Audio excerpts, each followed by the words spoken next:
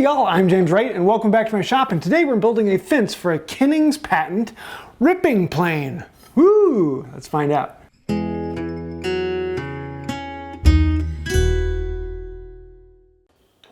Here's the plane we're going to work with, and you can see how this is not a normal plane. The blade is not a normal blade. That's because this is a ripping plane. It actually is designed to rip thin boards down to stock, particularly things like drawer bottoms. And I'm going to be doing a video on those in the future, but I didn't have the stock to do today. But I want to make the fence for it, and I found a stock piece that was the right thickness but a little bit too wide. So we're going to cut it to the right length, which was around 15 inches on the original. And then we can file off the ends, make them smooth, and we can then start filing the edges of these down. I do also want to file one end rounded. This is the end that is going to go through the body of the plane first. The other end will be the one that's actually attached to the fence. So just a slight rounding on there makes it a little bit nicer. To thin this down, I'm just going to put it in the vise and start going to town on it. Draw filing actually works pretty well, and I thought I'd just take a little off one side, a little off the other side, and test it, and then realized I need to take off more. And then I realized, wait a second, I've got a pattern maker's vise, and this makes it so easy because I could raise it up a little bit more, I could twist it at the right angle, just held onto it very nicely, and the draw filing works beautifully on this. So I could take it down to the right thickness until it slides in. I want to give it a nice smooth surface. I don't want it scratching up the inside of the plane. And just like that, it slides in. You can see how this screw will lock down, and it holds it in tight incredibly well. There's no movement on it at all. For the fence itself, it was originally made out of a fruit wood, but I don't have any in stock, but I did have this beautiful piece of mahogany that happened to be the right thickness. And so we're going to work with this.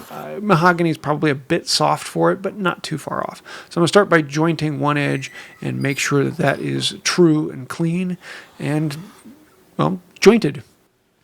Now that I have an edge that we can reference off of, I'm going to cut it down to length. It's around 6 inches long, and just want to cut it to length and width. I'm taking it off of measurements of the original piece that I was actually able to measure at the MWTCA meet. So we're going to rip this down first, and I'm going to rip it down to the mark. I don't want to waste any of this because this is 100-year-old mahogany. Beautiful stuff.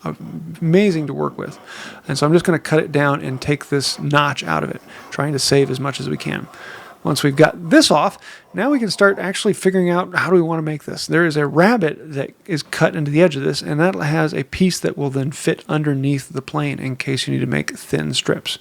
The original fence was moving in and out, and so it stopped a 1/4 inch away from the blade. So you couldn't cut any stock thinner than a 1/4 inch, but rarely, why would you need to? Originally, I was thinking I would use my rabbeting plane and actually cut the rabbet out, but then I thought, you know, actually I want to keep this little block. It's about 3/4 by 3/4, and I might want to use it in the future. So let's saw this out. So I'm going to grab my tenon saw, and I'll cut down one face, and then I'll rotate it 90 degrees and cut the other face. This maneuver scares a few people, but honestly, it's surprisingly easy. Once you get it started, it tracks pretty nicely. You just want to make sure you're making a cut that will take the dust all the way out the far side or draw it back. There's a little bit of junk left in the corner afterwards, and one of these was slightly off of square, so we're going to come back in and clean that up and give it a nice, clean, true edge. Now, I was thinking originally, I'm going to actually do all of the molding on this and make it look like the original, but honestly, that's just not me, and so I wanted to put my own flair into this. This is my interpretation of what I want to hear, and I love chamfers and 45 degrees and edges on there. I like that geometric look. And so we're going to cut this down rather than molding it in. We're going to cut it into a geometric shape. I'm going to use my miter square to lay out the miters on either end and then cut them through. And then we can come with the plane and get rid of all the saw marks. And this is one of those steps that was really pleasing. As each stroke goes back, you can see some of the grain showing through, and you just go until it all disappears. Happy. Oh, I just love the feel of that. And with a good plane setup, especially on 45 degrees, the grain comes out beautifully. We're going to start smoothing out some of the other edges. I'm going to add some chamfers to it.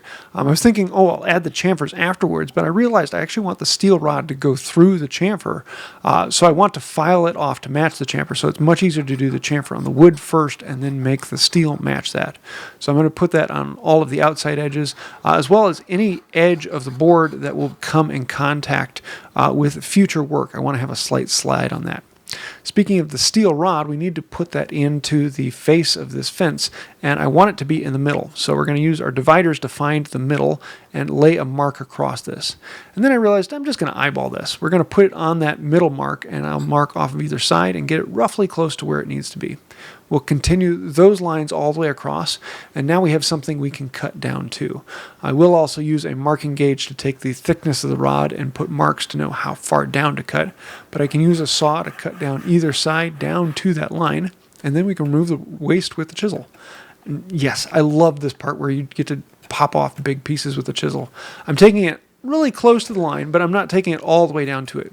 I'm going to do that last little bit with the router plane. But you come in from one side so you don't blow that out, and then you can flip it around and come in from the other side and clean it all the way out and get a nice, clean, smooth, happy edge.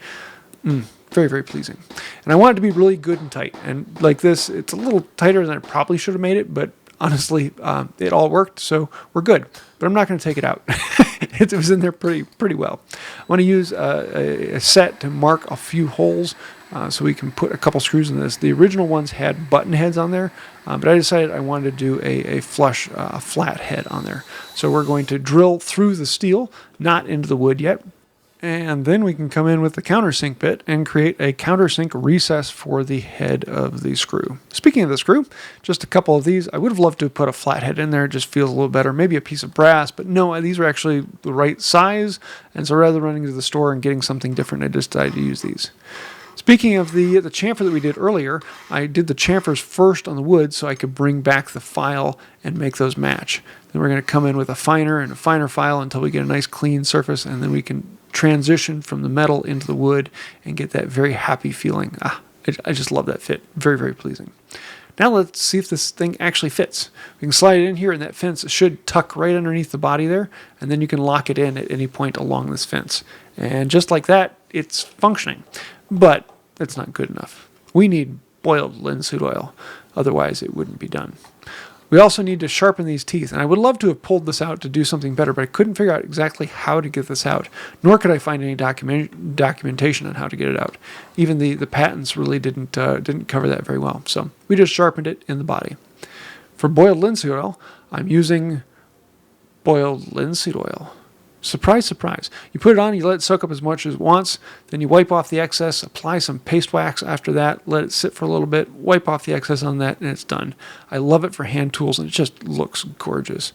I'm really, really happy with how this came out. Now we're going to have a little bit of fun playing with a bit of history. Happy.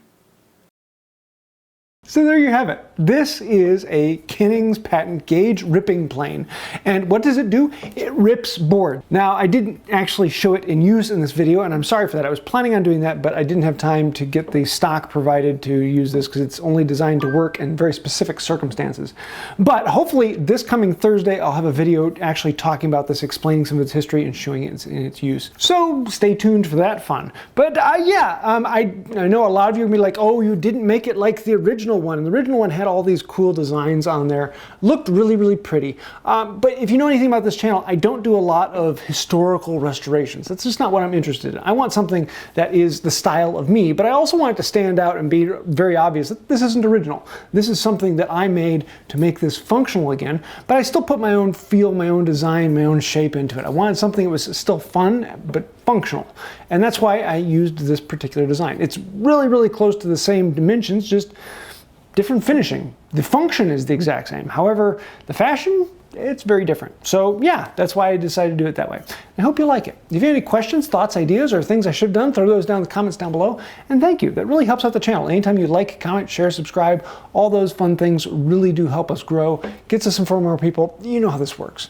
But if you really want to help out this channel and go even farther, then think about joining these people over here. This channel is sponsored by you, patrons on Patreon, members here on this channel, people who click that thank you button down there. Thank you. Without you guys, we would not be here. We are sponsored by you guys. You make this happen, and without you, we would not be here. So if you want to help us out, think about becoming a patron or a member. Buttons down below, things in the links. You know what all that is. I think that'll do it for now. And until next time, have a wonderful day. I have to tell you though, if you ever come across one of these in an auction, don't buy it. A ripping plane is such a rip-off.